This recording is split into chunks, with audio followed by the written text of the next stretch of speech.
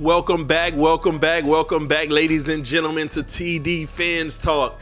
This is a whole nother week of Dolphins news and information, guys. We have just completed the 2019 NFL Draft, and the Miami Dolphin fan base just pretty much has a lot to be excited about. Right now, we're going to actually go over the draft grades. I know we haven't covered some of the later draft picks much. I'm going to be honest with you, I typically don't cover later draft picks that much because of the history of later draft picks and their contributions to teams. But we're going to go ahead and give grades to every draft pick that we selected and provide an overall grade for the Miami Dolphins this year in this draft.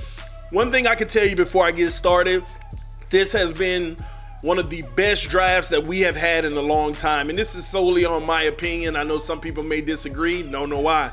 But this is one of the best drafts that we've had in quite some time. One of the things that Miami aimed to do was address many of the needs that we have and address some depth opportunities to create more competition on the roster.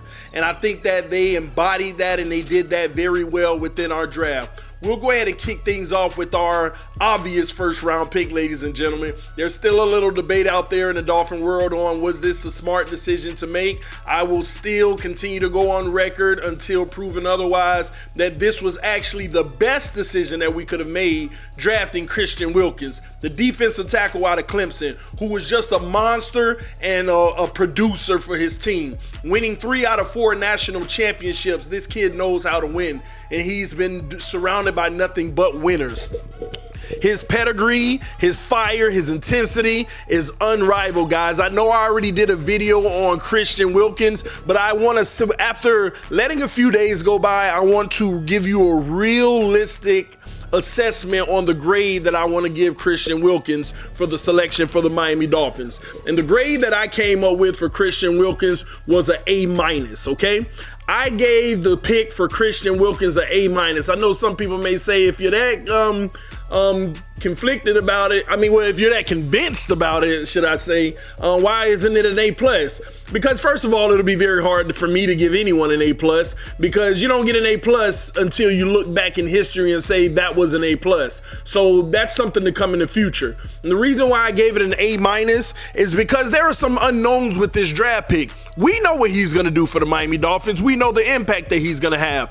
But you always have room for the what ifs, guys. If Christian Wilkins becomes a good player, but not the great player that we hope that he would be, I still, no matter what, believe he will be, but that's why he gets the minus. I know that we're grading based off of now and not off of what he might be, but you also have to leave in there, is Dwayne Haskins going to turn out to shock everybody and be one of the greatest quarterbacks of all time? So you always have that room for question, but at the end of the day, I'm pretty steadfast on my take on it.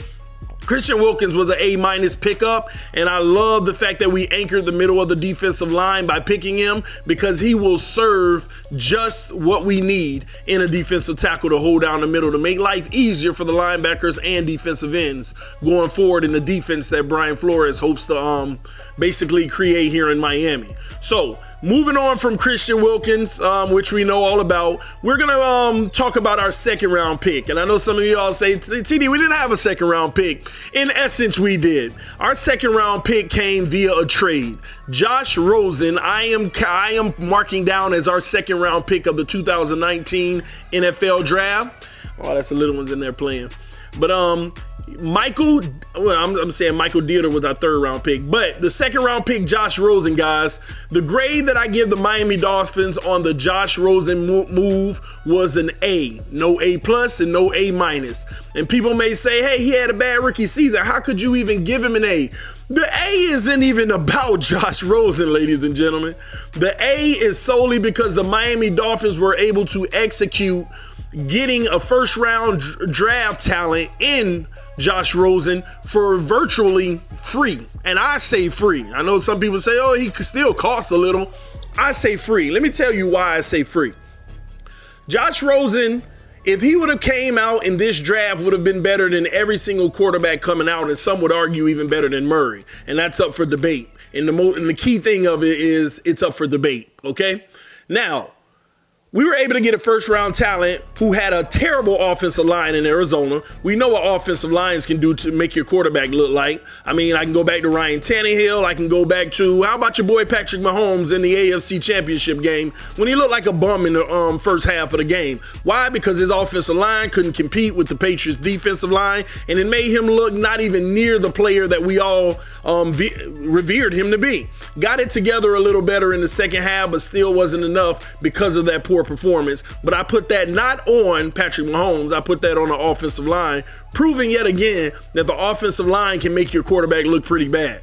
Now, Josh Rosen had to deal with a terrible offensive line in Arizona, plus a media and a fan base that wasn't sold on him and gave him a lot of flack. Hopefully our fan base can be a little bit more optimistic and backing of Josh Rosen going forward and give him the motivation that he's going to need to be successful in Miami, especially having competition with Ryan Fitzpatrick from day one. So he was our second round pick, and I give it a flat out A. You know why? We get to take a chance on a player that could be our franchise quarterback. TD is not deeming him our franchise quarterback at this time, but the simple fact that he could be our franchise quarterback, and all we have to do is pay him $2 million a year for the next 3 years. You couldn't ask for better still, ladies and gentlemen. We didn't, and then on top of it, we also get a second round pick next year. We get a second round pick next year, and that's from the Saints. We get a second round pick from the Saints next year. So what I want people to understand is this as well. Some people have argued, yeah, but the Saints are going to be good and that second round pick is going to be terrible. Do you realize that we traded Josh Rosen for a 68th pick? Do you know what a 68th pick is? That is 4 picks away from the 3rd round. So even if the Saints go to the NFC Championship game and lose, it's no different from the 68th pick. So people need to stop with the bantering about, oh, it's going to be a late second round. Are you forgetting we gave up a late second round?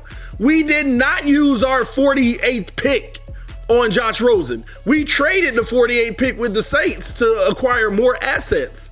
Smart move by the Miami Dolphins. Smart move by the Miami Dolphins, picking up assets and getting a player that they hope can turn out to be the quarterback of the future for the franchise.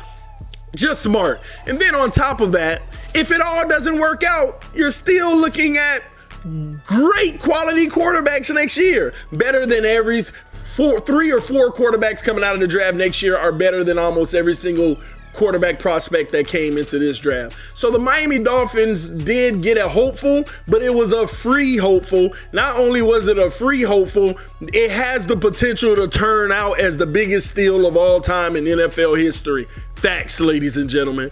So that is our second round pick. I give that an A because the Miami Dolphins literally finagled a pick under the Arizona Cardinals and also took advantage of an opportunity with the Saints. I didn't say took advantage of the Saints, took advantage of an opportunity that the Saints offered them. And this is just a beautiful place to be in, especially going into next year's draft with so many assets and so many opportunities. Moving right along, ladies and gentlemen, we're going to talk about our third round pick, Michael Deiter. Now, this one I'm actually a little more excited for in this draft because Michael Deiter has the potential to be an actual day one starter in the NFL for the Miami Dolphins, holding down the left guard position, ladies and gentlemen. And at left guard, listen to me, at left guard, Michael Deiter is going to bring a fire. He's straight out of Wisconsin. This guy is a monster. I know I already talked about him as well, but the biggest thing that I like about Michael Deiter is that he's a head crusher. And what I mean by that is not just a bang bang. It's the simple fact that he wants to destroy the opponent in front of him, and after destroying the opponent in front of him, he does not quit on plays. He actually continues and advance plays by looking for the next opponent that he can destroy. This kid does not stop playing until after the whistle is blown as far as blocking schemes and providing the protection that the quarterback needs. This was an excellent pickup. I just love it more than anything, guys. I cannot wait. I cannot wait to see this kid start at left guard next to Laramie Tunsil. And that's just a beautiful sight. Laramie Tunsil at left tackle, Michael Deiter at left guard. We're starting to get great touches on this defensive line, and we're going to talk more about the offensive line, We're going to talk more about this O-line and how we're developing it as well. But great pickup with Michael Deiter. He's going to be a day one starter. You mark my words, ladies and gentlemen.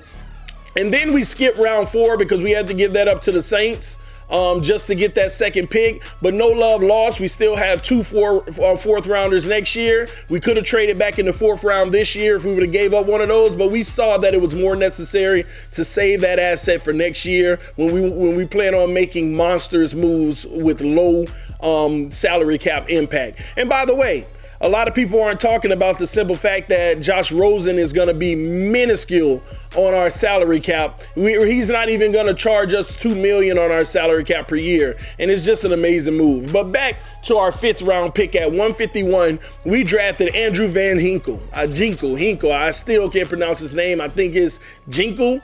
But the linebacker out of Wisconsin, he knows Michael Deiter very well, played against him. But let me tell you something about Andrew Van Ginkel, okay? First of all, I've been saying this and preaching this for the longest. We need better linebacker play, ladies and gentlemen. We need better linebacker play. The linebackers that are playing at the position right now for the Miami Dolphins are not getting the job done on a consistent basis. Whether that be Kiko Alonso, I know many of us like Kiko Alonso, but there are times he has his faults.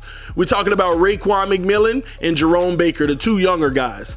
Guys, we are not getting the job done at linebacker. I love the move by Andrew Van Ginkel, okay? Ginkel, whatever it is. I love the move. Let me tell you why. If you go look at this kid's stats, you go look at this kid's highlights, he loves to go after it. He loves to go get it. But the versatility is what they picked up when they picked up Van Ginkel. Let me talk to you about his versatility. If you even go look at a highlight reel of Andrew Van Ginkel, you'll see that even though he's a linebacker, he doesn't play at the second level often. In a lot of times, Wisconsin used him as a linebacker that played on the line of scrimmage in a lot of cases and got after the quarterback and does a great job doing it. He does not mind banging with the 300-pound guys of the league. He does not mind using his speed to get around them and get to the quarterback. I love the speed, I love the athleticism, and I love the burst off of the line of scrimmage and his shifty and niftiness. This was a huge pickup. Is he going to turn out to be a starting linebacker? I'm going to be honest. I have no idea, but I like what they're doing. This, if at the least, this is going to light a fire under Raekwon and Jerome Baker's behind. This is going to light that fire under them to let them know just because you were draft picks and we have you for 4 years does not mean you can't be replaced. Does not mean we don't have talent out there just as good or if not better than you are. This offseason is going to mean a lot for the linebacking core. We're going to utilize the best 3 linebackers that we have on the roster when the time comes. And ladies and gentlemen, you heard it here first. Andrew Van Ginkel, don't be surprised if he's not in that starting lineup. Whose position will he take? Now that still remains to be seen. But this is one we have to really keep a close eye on because this kid has a fire, a desire to come take a position for the Miami Dolphins. And I'm not saying he will, but this is definitely one of those players that we have to keep our eyes open for and watch out for because he very well can. Raekwon, Jerome, time to step up or get stepped on. It's that simple. And the versatility of him being able to come down in the box and be on the line of scrimmage in times where we don't want the nickel to be down there. I see these draft picks with Flores writing all over it. The type of schemes that he wants to run and the type of ability that these guys have. There are some guys whose jobs aren't safe. No one's job is safe, but you all know what I mean. And this pick was specifically speaking to Raekwon McMillan and Jerome Baker. And they know it. They be fools to think otherwise. They know it very well. We already know Kiko isn't in the long term, but this pickup was solely to wake those 2 kids up, and hopefully it serves its purpose one way or another. Even if they don't show up, that means that this kid was better. At the end of the day, this is the pick that I'm looking forward to watching in training camp and in preseason. What happens at the linebacker position? What happens when those depth charts start to change? What happens when Andrew Van Ginkel starts to move up? How do whoever moves down reacts? This is going to be interesting, ladies and gentlemen. Moving right along to the 6th round with the 202nd pick, Isaiah Prince. Now, this is a pick that leaves you wondering. We pick up an offensive tackle from Ohio State by the name of Isaiah Prince, who is actually a pretty good player. He's actually, I'm not going to say great, he's a pretty good player, guys. Started, one of the only kids in his class that started all his time with Ohio State. Not only that, Isaiah Prince is filling big shoes with Juwan James. But we know that we're thin at the tackle position. One thing I'm skeptical about with this pick is I would love to see O'Shea and the rest of the coordinators make this pick turn into something great for the Miami Dolphins to where we never miss Juwan James. But I would definitely like to see us bring in more depth at the tackle position. One thing I do like about Isaiah Prince is the simple fact that he just doesn't play right tackle. He also played left tackle his senior year, swapping in and out with the starter at left tackle. And if he wasn't at left tackle, he was starting at right tackle, but he was a starter. He was a starter for Ohio State. And there's a lot to be said there, especially for Ohio State. But I like the versatility. This will provide us depth. I look for us to bring in more talent at the offensive tackle position. And free agency isn't over either, ladies and gentlemen. This is when you get some of your veterans that are proven at the position, but you also have a guy like Isaiah Prince that can step in if Tunsil goes out, or can step in if the right tackle goes out if he's not the starter. So this is a no love loss type situation. So I like this pick, but let me back up. I didn't even give my grade on Michael Deiter. Michael Deiter, the guard from Wisconsin, I never gave my grade.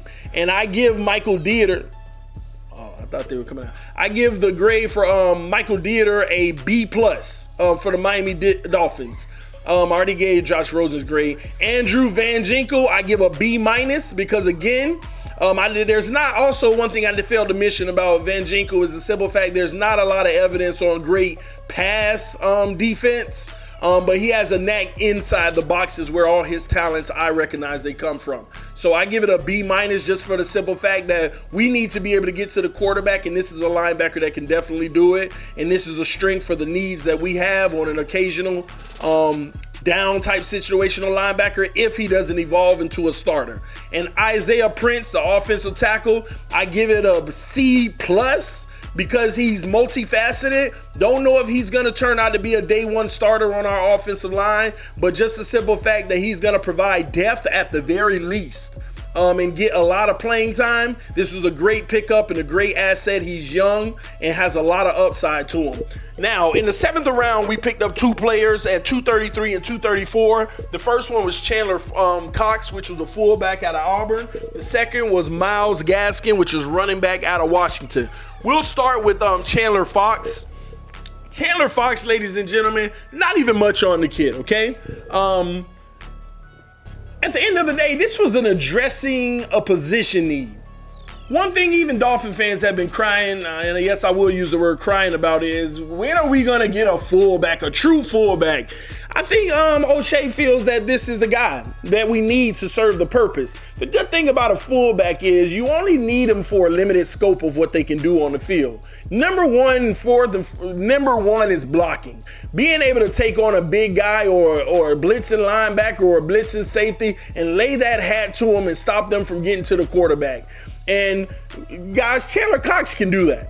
Chandler Cox is a good fullback that can really block, who can stuff a hole that's open for the defense to get through.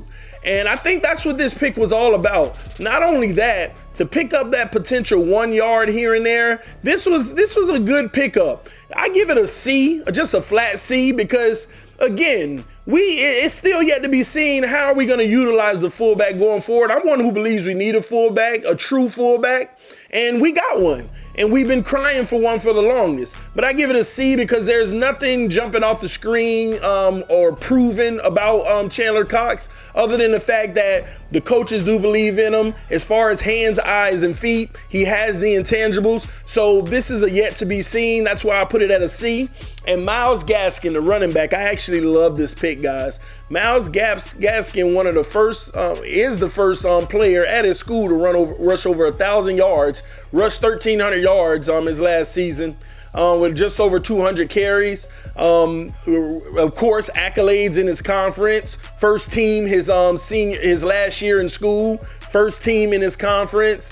Myles Gaskin is a running back. This was a great pickup, and I actually give this one a B-. Is he an impact player day one? No, but what running back really is outside of the first round? And that's just the reality, okay? Myles Gaskin might come in and cause some trouble for Kenyon Drake and Kalen Ballage in the sense of, more so Kenyon Drake. In the sense of Kenyon Drake eventually coming up on a contract season, this is a make or break season for Kenyon Drake. And for the Miami Dolphins to bring in Myles Gaskin, I know we were short at a position, but at the end of the day, once again, another position where we're speaking directly to the player that, another position where we're speaking directly to the player saying, you're up for a contract. Sorry, sir, but you got to earn it. Otherwise, we're prepared to move on. Kalen Ballage still under contract for a few. And Kalen Ballage, many argue that he should be the starter. Some people say, no, Kenyon Drake should be remain the starter. It's just that he was put in bad situations. But guess what, ladies and gentlemen? Put up or shut up. Put up or shut up. At the end of the day, I truly believe Kenyon Drake is going to have every opportunity to show that he's the premier back of the Miami Dolphins. But the patience of that is going to be thin in Miami. If he doesn't perform, Kalen Ballage is going to step in, and believe it or not, Kenyon Drake can become a second thought before you know it. So this is all on Kenyon Drake. He has an opportunity to own what is rightfully his, next in line to the throne. That's how I look at it. Game of Thrones hashtag. But hey, will Kalen Ballage sneak in and be that White Walker? You know, or will Myles Gaskin leap all of them at some point throughout the year and say that he has the dragon's glass? And if you watch Game of Thrones, you know what I'm talking about. But anyway, I just started watching. It's crazy. I'm on season 4 now. So we've been binge watching it for 3 days. So I got to get it caught all the way up. So, but anyway, but these are our draft picks, and I give Myles Gaskin a B- because the kid can run the ball. It's just if he's going to get the opportunities necessary, and outside of that, he is a 7th round pick. But at the end of the day, we've seen 7th round pick running backs, 6th, 5th rounders turn into elite running backs in this NFL, but a lot of it hinges on the offensive line too. So, still a lot of questions that need to be asked, but the Miami Dolphins 2019 draft class, you have Christian Wilkins, Michael Deiter, let me back up to Josh Rosen, and then skip back up to Andrew Van Ginkel, Isaiah Prince, Chandler Cox, and Myles Gaskin. And overall, I give the Miami Dolphins a solid B for this year's draft. Not a B- or B+. I know some people, man, we had a great draft. It should be an A, but I'm just keeping it 100. We got a nice B.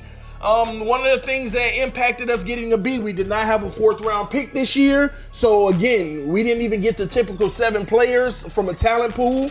But I do like the fact that means we have even more opportunity for undrafted free agents. We've already picked up tons of them. Don't look for TD to be doing analysis on every single undrafted player that we get, because many of them will be on the practice squad. Some of them are hopefuls. Some of them are great steals. But at the end of the day, they still have to make the 53-man roster, ladies and gentlemen.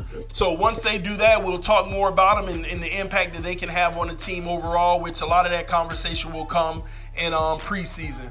But guys, thank you for tuning in to TD Fans Talk. This has been the 2019 draft class grades. Miami Dolphins with a very good passing grade of B, a flat B, which is very good. That's one of the best drafts that we've had in a very long time, ladies and gentlemen. But I'm going to be honest, last year wasn't as bad as people make it seem, if you ask me. You were able to get Minka Fitzpatrick, Jason Sanders, and some hopefuls. But this year is going to determine how that draft really turns out with Gesicki and the linebacker as well. Seeing if they step up and become what we hope for them to have become. Also, guys, later this month, in the middle, well, not later this month, but later next month, because May is about to start. I can't wait. I hope you all tune in. We're gonna do a 1-year TD Fans Talk celebration. It's my 1-year anniversary of starting TD Fans Talk. We're gonna have a lot of fun. We're gonna have giveaways. We're gonna have, it's just gonna be a fun night. I hope you all join that, but I'm gonna keep on talking about it. At the end of May, we're gonna have the 1-year anniversary of TD Fans Talk. I believe the exact date is May 22nd, but I'm gonna try to have the celebration on the weekend where more people can be involved at night, probably 8 or 9 p.m. Eastern time. I will let you all know, so stay tuned. I can't wait, I can't wait, I can't wait. But this is TD Fans Talk. We're coming up on a year, guys. We almost have 4,300 subscribers. Hopefully we can get to 4,300 before the end of this week. But please, let your friends and family members know about the channel. Let them know that I am here if they're huge Dolphin fans. Also, go follow me at TD Fans Talk on Instagram, which is at TD Fans Talk. Well, that's Twitter is the at. But TD Fans Talk on Instagram. And I still have to get my Twitter all set up, guys. But this is TD Fans Talk once again. Love you all. Thank you for tuning in. Peace. I'm out.